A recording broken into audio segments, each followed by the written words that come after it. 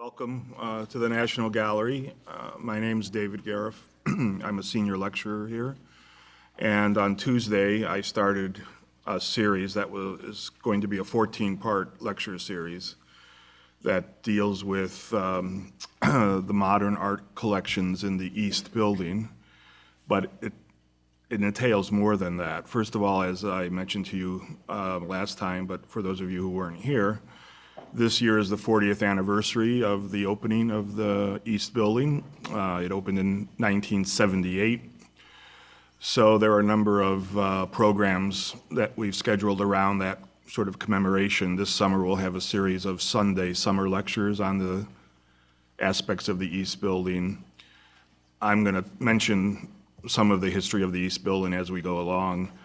I'm going to mention a little bit about some of the great benefactors to the gallery who sort of were kind enough to give us the art that we often see in the East Building.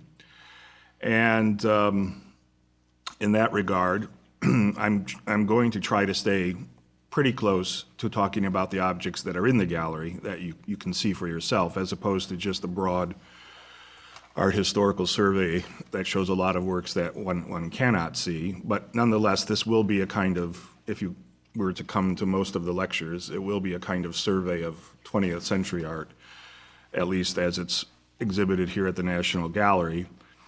I'm going to take us through the East Building the way it is now intended to be seen. In the past, we used to have special exhibitions on the upper floors, and the permanent collection was on the lower in the concourse. Now it's just flipped.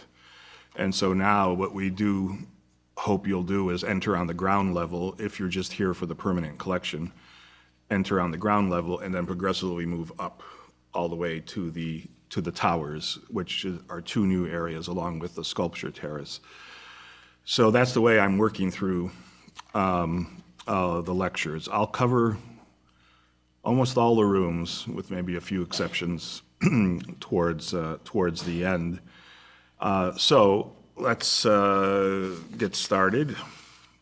Today I'm going to talk about the work of just one artist, because he is very well represented in the National Gallery's collection. In fact, it's one of the finest collections of this artist's work anywhere in the world, and that's the painter Amedeo Modigliani. So as I did last time, here is the East Building. When we opened after a 3-year hiatus for renovation, so we were closed for 3 years, as most of you know, and then we reopened on September 30th, 2016, and this was the banner that sort of announced the new renovated East Building. So there are many changes. If you're here for the first time, you don't realize that, but many of you I know have been coming here for years, and so it was quite a change. This is the floor plan of the ground level, and the first 3 lectures that I'm giving, the one I gave Tuesday, the one today, and then the one I'll give on next Tuesday, stress the ground level and 2 spaces, this space and this space. So when you enter the East Building, you come up the stairs. This is where the Henry Moore is. You come up the stairs, and to your immediate left is a gallery that, as I mentioned last time, used to be called Small French Paintings. It was a gallery devoted to small works by French artists that had been collected by Paul and Ilse Mellon for the most part. But then those paintings occupied these 4 rooms, but not this room now, because now what has happened is we've totally reconfigured this gallery. So it's no longer called Small French Paintings. Now it's called, what you see here, Extending Tradition French Painting from 1890 to 1940. And it's meant to be a kind of a bridge gallery from the collection where the collection in the West Building stops and where the collection in the East Building begins. So now we still have a number of the paintings that were in the original Small French Painting space, mainly those of the Nabi, the Vuillard and Bonnard, and then you can see those kind of peeking out here. But one of the changes has been this space here, which is what we're going to talk about today and stay only in this space. That little gallery space is today totally devoted to the work of Modigliani. So pretty much all of our Modigliani paintings are now on view, as well as one sculpture. although, again, things move around and we send things out on loan. So this is now totally devoted to Modigliani, and that's where we're going to talk about today. Next Tuesday, we'll move to this gallery on the ground level. That's kind of hard to find sometimes. It's kind of squirreled back. And that'll be American art, the circles around Robert Henri and Alfred Stieglitz, but that's next Tuesday. So we're going to finish up with this space today with Modigliani. Now, as I said, I am in the course of these lectures going to talk about where we got some of these paintings and et cetera. And when it comes to the collection at the National Gallery of paintings by Modigliani, the two people who are front and center are the Dales. Chester Dale, here on the left, in a portrait by George Bellows from 1922, and then his wife Maud on the right, which is also a portrait by George Bellows from 1919. The Dales, as I think I mentioned last time, were the collectors whose gift to the gallery was the gift that really shifted the gallery's attention towards modern art. So when they gave this large gift to the gallery back in the 50s, it was mainly 19th and 20th century paintings. Prior to that, gifts had been mainly old masters, like from Andrew Mellon, et cetera. So with the Chester Dale collection, as it's called, should be called the Chester and Maud Dale collection, but actually Maud didn't want that. She didn't want her name in that reference, so we respect her wishes.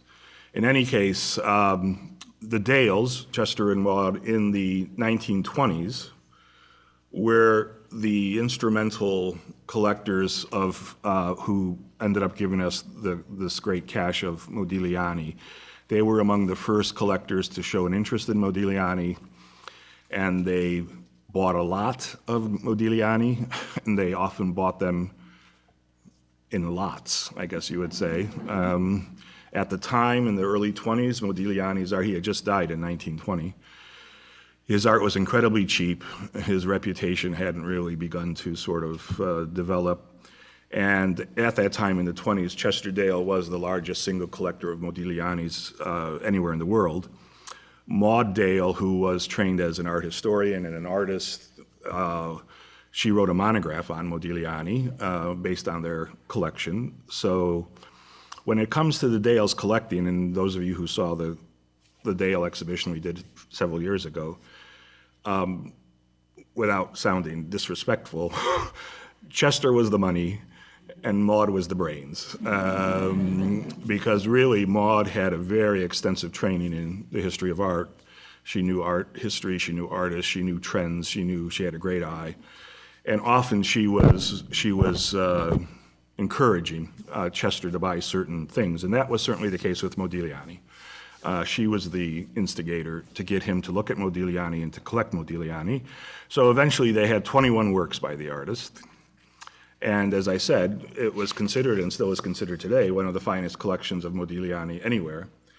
Now, they had various residences, but where most of their paintings hung were in their residence on East 79th Street. This is the Modigliani room. So this is a photo album of Chester Dale's residence. He lived at 20 East 79th Street. This is probably taken around 1941. These are all the Modiglianis today at the National Gallery. There's the head here. I can't even imagine. Yeah, I don't know what I would do. Here's the other wall. So yeah, it's just, I don't know. You want to see my Modiglianis?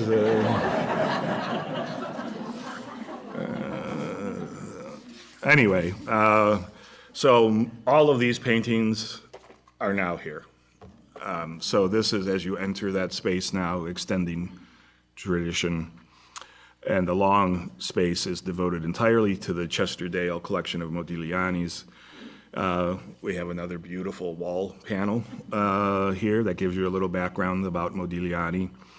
So here's just an installation photograph, a young woman sitting looking towards one of the first acquisition by Chester Dale, which is the Gypsy Woman with Baby. The very first acquisitions were this painting and the sculpted head. And there's a great story about that, which I'll tell you when we get there. So this is looking sort of the length of the gallery. Here are the long walls. This is the portrait of Soutine. We mentioned him last time. Here are the two great nudes. And of course, there's an incredible market still today for Modigliani nudes. Painted about 22 nudes, and a few of them recently came up for auction. And I'll talk about that a little bit later. So looking from left to right in the slide on the left is the woman with red hair, the nude on a blue cushion, and then Madame Amédée, woman with cigarette over here, and then the cafe singer, another nude. This is the nude on a divan, and then the portrait of Soutine. Modigliani and Soutine were incredibly close. Really, essentially, Modigliani took care of Soutine as if he were his younger brother. They were 10 years apart in age, Modigliani older. Here's just another view where you see the sculpture, some of the other works here. And again, you can see a little bit more of the back wall here. So here are the Dales. There are quite a couple. So this is a painting from the Met on the left. It's by Guy Panet Dubois, who was famous for painting all of these sort of literati and glitterati of the 20s. And the title of the painting is Mr. and Mrs. Chester Dale Dine Out. So there's Chester and there's Maud. Here it's from 1924. And that's a photograph of Maud from 1926. So Dubois' portrayals of all these New York sort of high society people between the wars, he was particularly prolific in this regard. This was actually commissioned by the Dales. They wanted a painting by him that showed them together. And it shows him with Maud in a fashionable hotel. It's actually the Hotel Brevoort in New York City. He looks kind of stiff. So here you can kind of almost sense Dale's taste, Chester's tastes were somewhat traditional. He particularly liked Monet, Mary Cassatt were the two artists that he was particularly interested in. Going towards the early 20th century, I think it's Maud who's the sort of inspiration to expand the collection, and nowhere more so than with the work of Modigliani. So here is the artist on the left from 1918, and on the right, a very famous photograph, although you very often see this photograph of Modigliani cropped. You just see this part of it, and you don't see what's the whole photograph. I hate that. But this is his muse, his mistress, his common law wife, who's portrayed dozens of times, and that's Jeanne Hébertin. So she will be with him right up until the end of his life. In fact, once he dies, she commits suicide. So this photograph is probably from 1915-16. One of the great things about Modigliani, although I don't know, I guess it's debatable looking at this, was that he was considered to be a very fashionable dresser. Like to wear these ties and things. This is his famous suit, which was a chocolate brown corduroy suit that he wore a lot. In fact, even Picasso said the only guy around here who knows how to dress is Modigliani. So he's born in 1884. He's born in the city of Livorno in Italy. He essentially comes from a poor family, and that's sort of sets the stage for a number of his obstacles that he has to overcome in his life. He moves, though, in 1906 to Paris, and he moves to Montmartre. And what you saw at this time was a shift going on between Montmartre and Montparnasse. Artists were starting to sort of move from one to the other. And he goes first to Montmartre, but ultimately he'll go to Montparnasse, as did Picasso. A lot of these artists changed their residences because it was cheaper now to be in Montparnasse. And he's certainly influenced by Picasso. He sees Picasso's work quite soon, especially the Blue period. Of course, everybody, 1906, if you were here last 2 weeks ago, who dies in 1906? Cézanne. So everybody's got Cézanne on their mind. And in 1907 will be the great retrospective at the Salon d'Automne. And then within a few years, 1909, he meets the artist that will become very important to him, and that's the Romanian sculptor Brancusi, Constantine Brancusi. And initially, Modigliani is almost entirely concerned with sculpture.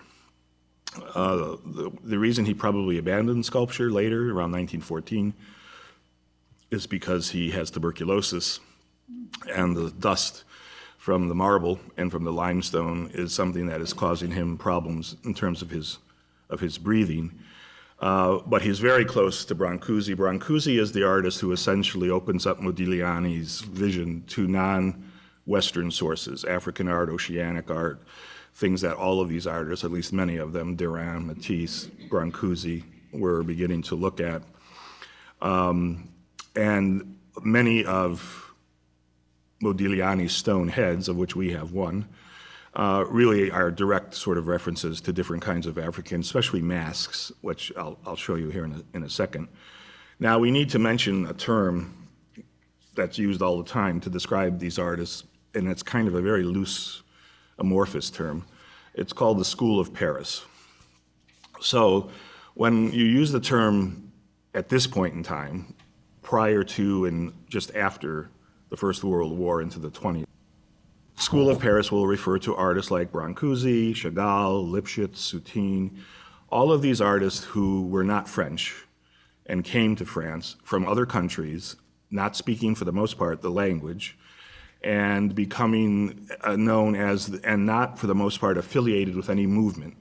Brancusi is not really affiliated with a movement. Modigliani is not. Lipschitz is not. We think of him as sort of a cubist, but he's sort of independent. Soutine. So they all are sort of expatriates.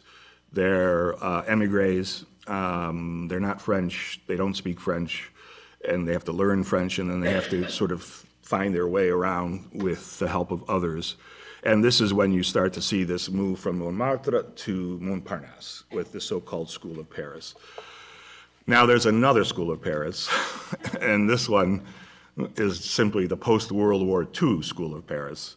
So this would be artists like Dubuffet and Fautrier and Soulages and all these French artists who who are in Paris after the war, and then even a number of Americans who go there and stay, and they were on the GI Bill, and they end up staying in Paris after the Second World War. So those are two different, but the term, again, relates for the most part to foreign artists who come and live in Paris.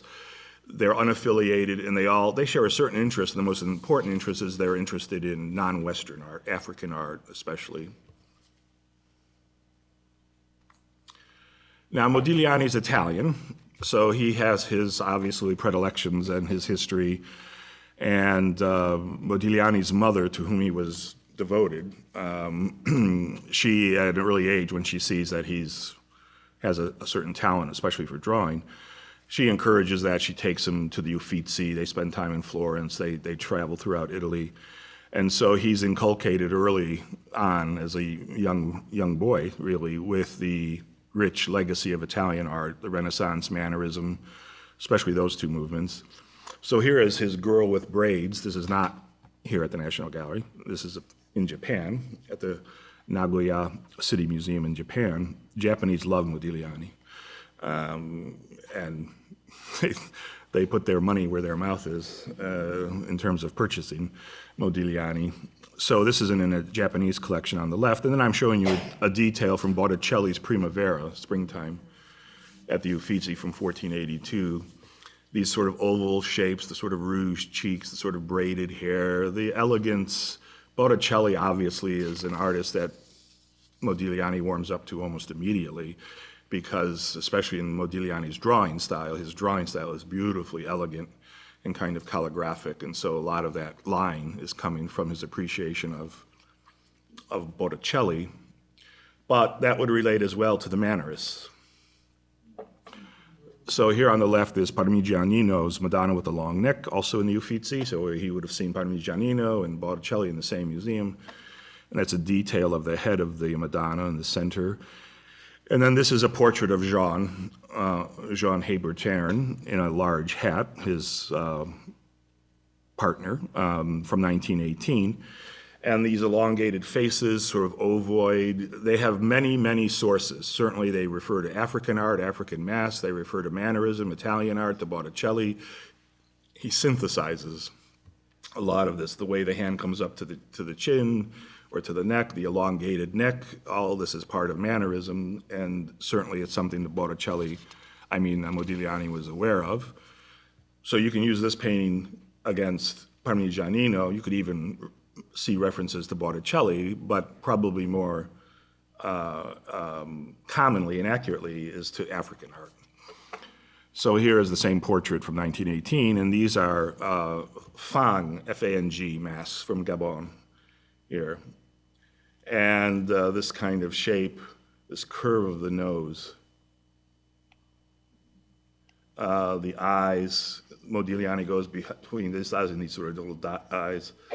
All of this, these works are now being avidly collected by painters. The artist who had probably there were two who had big collections already. That would be Picasso and André Derain. Derain introduces Matisse to African art. The thing with, of course, Picasso is this,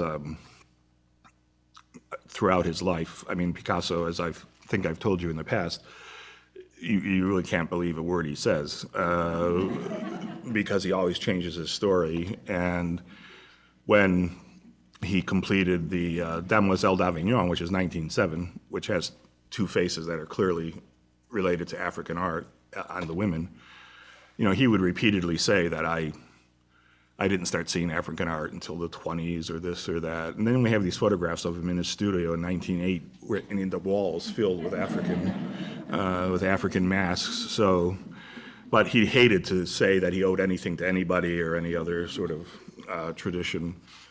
Modigliani, of course, he loved this art. He wasn't embarrassed or ashamed to be connected to it. This is another painting that's not in the National Gallery. On the left, this is Marie, daughter of the people. This is one of the very few paintings by Modigliani of a child. It's in the Kunstmuseum in Basel from 1918. And this is another Fang mask here. So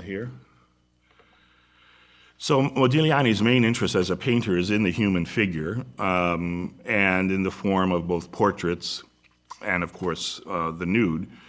Here, Marie, as I said, is a rare child portrait. He did a number of paintings of children, a small number of paintings when he was in southern France in 1918. He is a figural artist, whether he's a sculptor or whether he's a painter, but he's certainly an artist like Brancusi who's interested in pushing art towards a more abstract kind of language. And he does make a very nice counterpart to Brancusi. Here again, this is a head. That's not our head, but a different one that recently came up for auction, actually, and a Fang mask here. And then comparing again a portrait of Jean to the masks here. So as I said, it's certainly Brancusi who introduces Modigliani to African sculpture, African masks. He likes the simple forms, the bold lines, the open design, the abstraction, this tendency to elongate faces. It comes in part from that. It also fit in at this time with more traditional Western ideas of especially symbolist art, where artists very often elongated faces to create these sort of dreamy-like kinds of characterizations. Modigliani exhibited his sculpture first at the Autumn Salon in 1912. And in fact, he did exhibit this sculpture here, which is now in a private collection. And it's only at around 1914 that he switches from sculpture to painting. Had he not had health issues, I think actually Modigliani would have continued to be a sculptor, and the paintings would have been a secondary thing, but because of his weak health, he eventually switches over. I did have the figure here. This sculpture sold at Christie's in 2010 for $52 million, which is a real bargain for Modigliani, because you'll see where we end up in terms of the market. So the masks that he was most interested in were these Fang masks, and that we know pretty clearly. This is the Fang are one of about 20 ethnic groups that live in the rainforests of Cameroon, Congo, Equatorial Guinea, that area. So now we get into our collection, and we start with the first works that Chester Dale purchased. He purchased these together. So Gypsy Woman with a Baby on the left from 1919, and Head of a Woman on the right from 1910 to 11. That's limestone on the right. Those of you who may have heard me talk about the Chester Dale collection, there's a great story here. Dale kept a pretty accurate kind of journal that we have in our archives. And when he purchased this work, he purchased it from a gallery in Paris. And he walked into the gallery, and he had already, of course, been kind of jazzed up by Maud about starting to collect Modigliani. So when he walked in and he saw this painting, he asked the gallery owner, how much did he want for it? And the gallery owner said it wasn't for sale. And then Dale said, how much do you want for it? And then the owner said, I just told you it's not for sale. And then, according to Dale, he took out his checkbook, and he opened up the checkbook. Now, this is a guy who was a wealthy banker, and he knew how to, what's the term we use? Deal.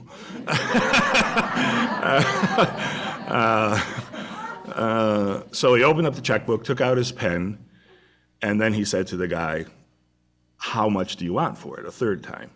So then the guy is getting irritated, the gallery owner, so he names an incredible price, well beyond what the painting is worth, just to get this guy to leave. And Dale turns and sees this head, and then he says, throw in the head and you got a deal.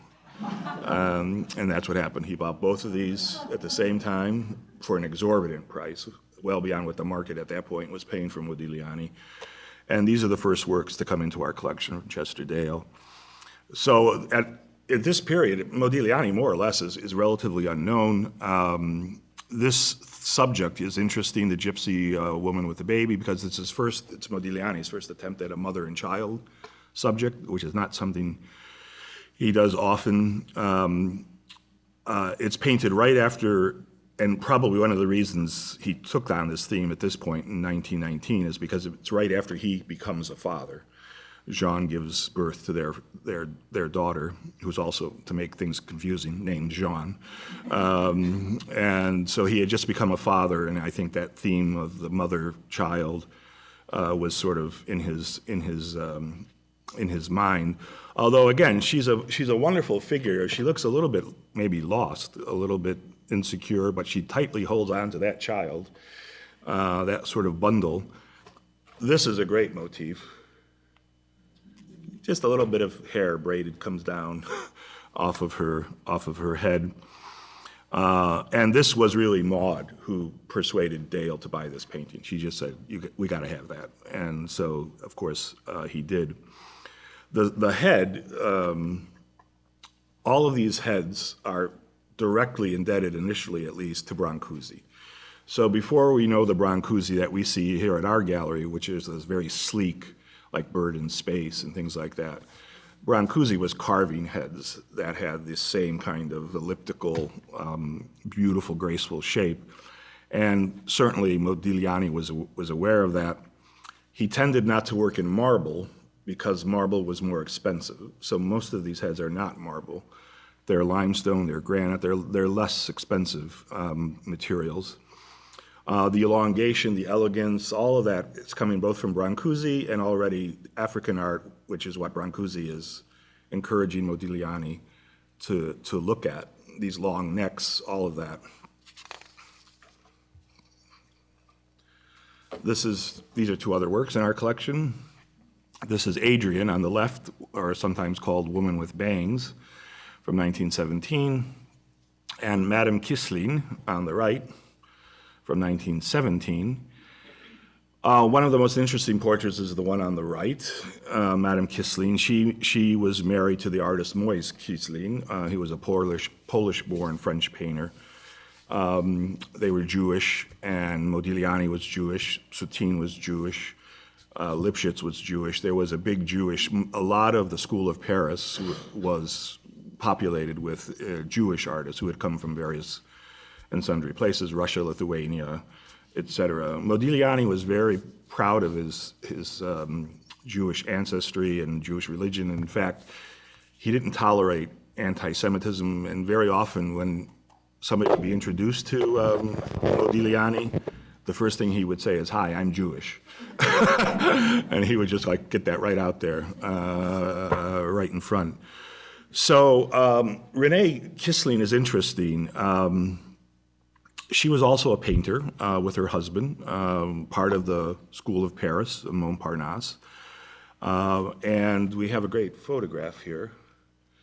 This is her husband, and this is Renée here with the bangs, even the turn of the head. So this is Moise and Renée Kisling. They were quite devoted to each other. They got married in 1917. And so she was very much a part of the School of Paris school of entourage around Modigliani. So you can see how he works when you look at nature, and then you look at the painting, and you can see the exaggerations, the abstractions, the distortions, and yet it does capture her very nicely. Here's the woman with red hair on the left from 1917, and then the cafe singer on the right from 1917. As I said, you walk into the room, and obviously we're looking at all portraits, with the exception of the head. And so portraiture becomes, especially as his health deteriorates, portraiture becomes the main avenue for expression. He paints everybody and anybody, models, friends, acquaintances, always with this beautiful kind of elegance, this beautiful line. And yet there is an evocative quality often to the faces, a deeper sense of personality, even when the eyes are blank or just small little dots. He walks a very fine line between abstraction and naturalism, or at least abstraction and the ability still to stay within the world of things that are recognizable to us, much like Picasso in that regard. Here's his closest buddy, Soutine. So this is our portrait of Haïm Soutine from 1917, and a photograph of Soutine on the right in his studio with holding, of course, a dead animal. That's a dead turkey from 1927. This relationship was incredibly close. Soutine is definitely Modigliani's closest friend. He comes from Russia, from Lithuania, Vilna. He has various stops along the way. Modigliani's 10 years older than Soutine. Soutine doesn't speak French. By this time, Modigliani was fluent in French. So he begins to teach him how to speak French. He sees him, as I said, as a younger brother. He paints him on more than one occasion.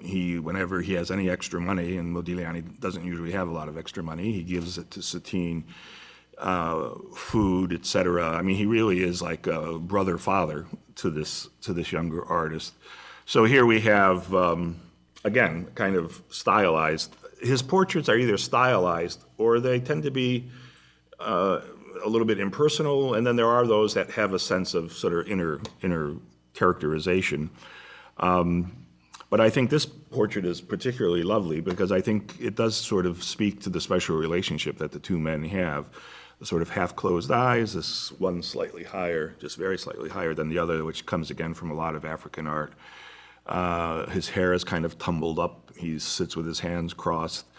He almost looks a little awkward. Soutine was not a good, what should we say, promoter.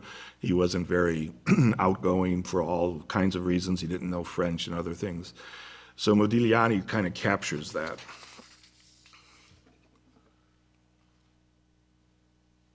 when, I think I told this to you last time, but if you weren't here, when Modigliani was on his deathbed and he knew he was going to die shortly, and his dealer was there, Modigliani turned to his dealer and said, "Don't worry, I'm leaving you Satine." So this was the guy he was bequeathing now to his dealer. Here is the portrait of Léon Basques, who was the great designer, costume designer, scene painter for the Ballet Russe for Sergei Diaghilev. That's a photograph of Basques on the right from 1916. The painting is from 1917. All of these artists, Picasso, Braque, Modigliani, Matisse, they were all Lipschitz, they were all involved and enthralled with the Ballet Russe by Sergei Diaghilev. So many of them were employed as set designers, costume designers. That's a very well, thoroughly studied topic. We did the beautiful show here several years ago that sort of brought that to the attention. Among the designers, costume designers and set designers, Basques was one of the most important. So some of the most famous ballets that you know from the Ballet Russe, he did the sets for Cleopatra, sets and costumes for Cleopatra in 1909, Scheherazade in 1910, Carnival in 1910, Narcisse in 1911, Spectre of the Rose in 1911, L'après-midi du Faun, the Prelude to the Afternoon, or the Afternoon of the Faun, 1912, and Daphnis and Chloe, 1912. These are among Diaghilev's greatest ballets, all designed by this individual in terms of the costumes and sets. Modigliani certainly was empathetic and supportive of fellow Jews who had come and were now kind of on their own. And Basques had lived in Western Europe because as a Jew, he did not have the permission to live permanently in this area in Russia outside, it was called the Pale of Settlement, outside of where the Jews were allowed to live. He didn't have permission to do that. That allowed you permanent residency in this area of Russia for Jews. And so he stayed essentially in Western Europe to avoid dealing with that. It's a great, this mustache is great, the way he captures that little. They're thinly painted, notice here, I mean, you just see, he just lets it go and you see the canvas down here. So among the great costumes by Basques, none were more famous than his costume here for Nijinsky.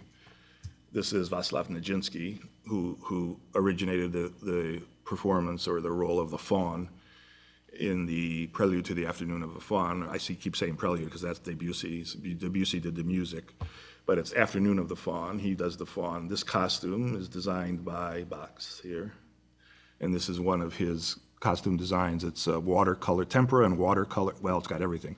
Graphite, tempera, watercolor, gold paint on illustration board.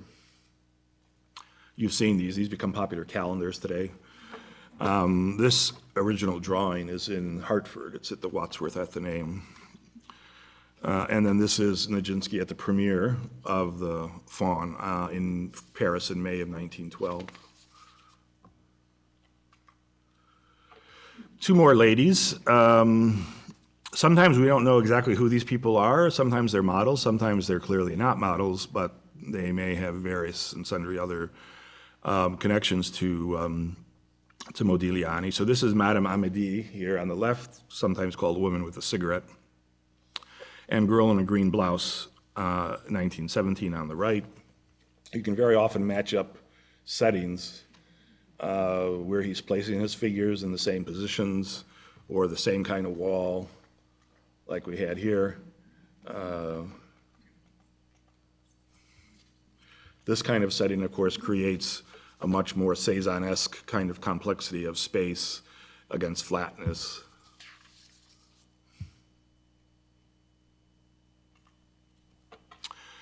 And now we come to the nudes, which are among his most renowned and during their lifetime among his most scandalous works. So these are the two that Chester Dale purchased. Nude on a Blue Cushion from 1917 on the left, and Nude on a Divan on the right from 1918. Many stories around the exhibition of the nudes. He became renowned for these languorous nudes. He did 22 reclining nudes, this position, and then another 13 images of nudes seated. So 22 reclining nudes and 13 seated nudes. And he did all of these between 1916 and 1919. So that was a period of intense activity with this subject. He exhibited at a gallery in Paris in 1918, and this was the exhibition that had to be closed down by the police for obscenity, and mainly it was about pubic hair or hair under the arm. That was just too much. That was one bridge too far for the public. So all the paintings had to be removed, and the show had to be closed down because of that. Which is interesting because let's look at some of his predecessors. Certainly he's aware of Titian and the Venetians, Giorgione, and here, of course, the great modern nude by Edouard Manet. So on the left is the Venus of Urbino by Titian from 1534, and on the right is the Olympia from 1856. I'm leaving out Velázquez, Goya, Ang, a whole host of other art, Delacroix, who painted the reclining female nude, that certainly were paintings that Modigliani was aware of. And here, what's interesting is this, without getting a long discourse on pubic hair, but what's interesting here is how blatant that section of the body is revealed here, and how discreet it is here. But of course, Manet is the smart guy. He doesn't want, this is going to cause enough trouble as it is. So what he does is the way this hand is delicately and flatly across the body. Of course, what Manet has the Olympia doing is shoving her hand deeply, and it comes out of the painting as one of the three-dimensional areas. So in fact, he's calling attention to that. He's just doing it in a different, more subtle way, but he is calling attention to that part of the body. So this idea of Modigliani's nudes as sensual, as sexual, as modern, as historical or traditional, his nudes open up a discussion on that topic that's pretty far-ranging. He's certainly not just sort of echoing a bucolic tradition of Titian or Giorgione, the pastoral tradition.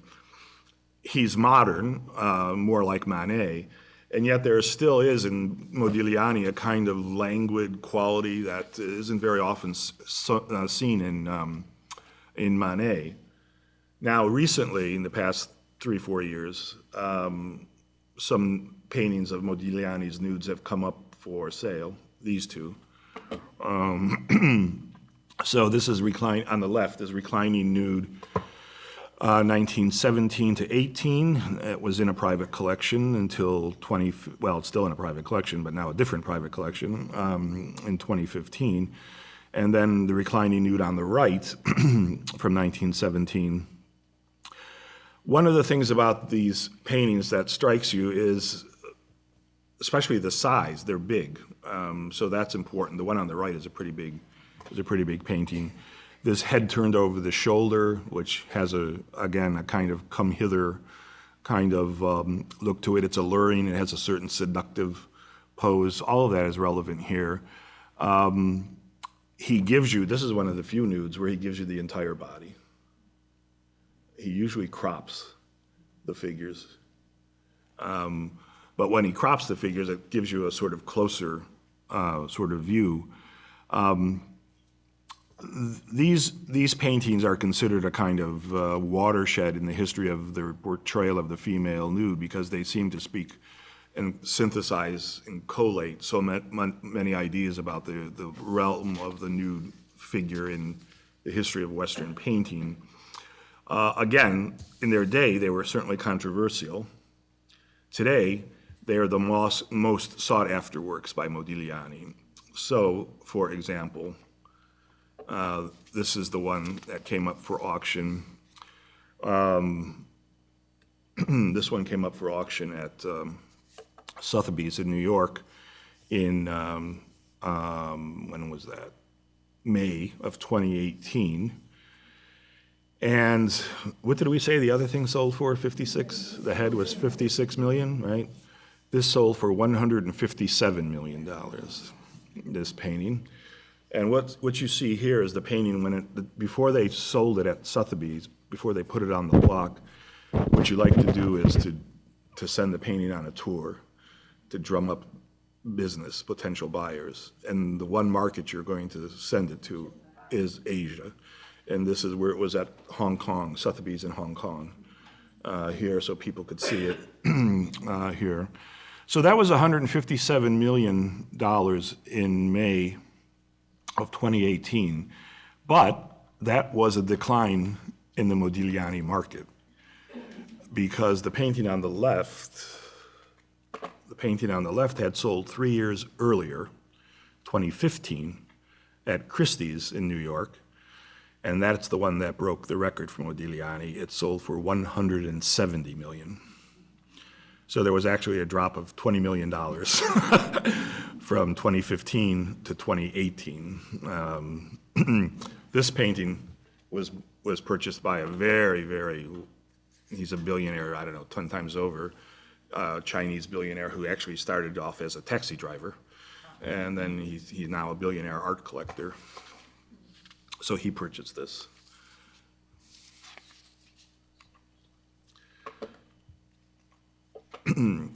So Modigliani's life and art is short, it's intensive, and then it's over. And it ends in a way that is, of course, the stuff of movies and torrid romances and books and things. This is the last known photograph of Modigliani in the middle from 1919. And this is Jeanne, his common law wife. This is a photograph when she was 19 in 1917. And then the one and only self-portrait that Modigliani painted, which is interesting because he took off his beard. Self-portrait on the right is 1919, same year as the photograph on the left, in the center, but he cleans himself up a bit.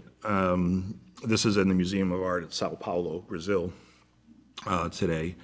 So Modigliani's life is filled with poverty, but especially illness, and illness from a very early sort of age, somewhat similar in some ways to Edvard Munch's growing up. One of his aunts on his mother's side committed suicide, committed suicide when he was young. Another one was confined to a mental institution. And then when he was 16 years old, he contracted pleurisy and then also typhoid fever. So this affected his health from then on. And the same year that he was diagnosed with pleurisy and typhoid fever, he was diagnosed with tuberculosis. And it's ultimately tuberculosis in the form of meningitis that would kill Modigliani. Certainly, the story of Modigliani gets exaggerated around the theme of chronic drug and alcohol abuse. And certainly, he did abuse alcohol and drugs, probably hashish, and he was probably taking opiates for the pain of the tuberculosis. So there are legends about Modigliani and his behavior, his comportment.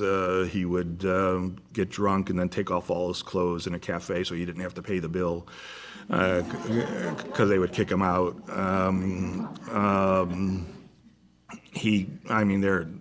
And many of these stories are absolutely true because we have all these eyewitness accounts. Some stuff isn't true.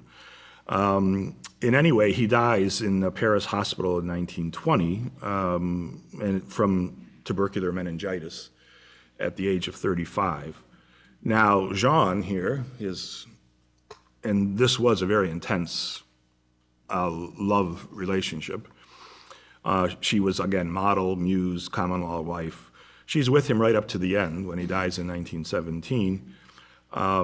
She came from a very devout Catholic family.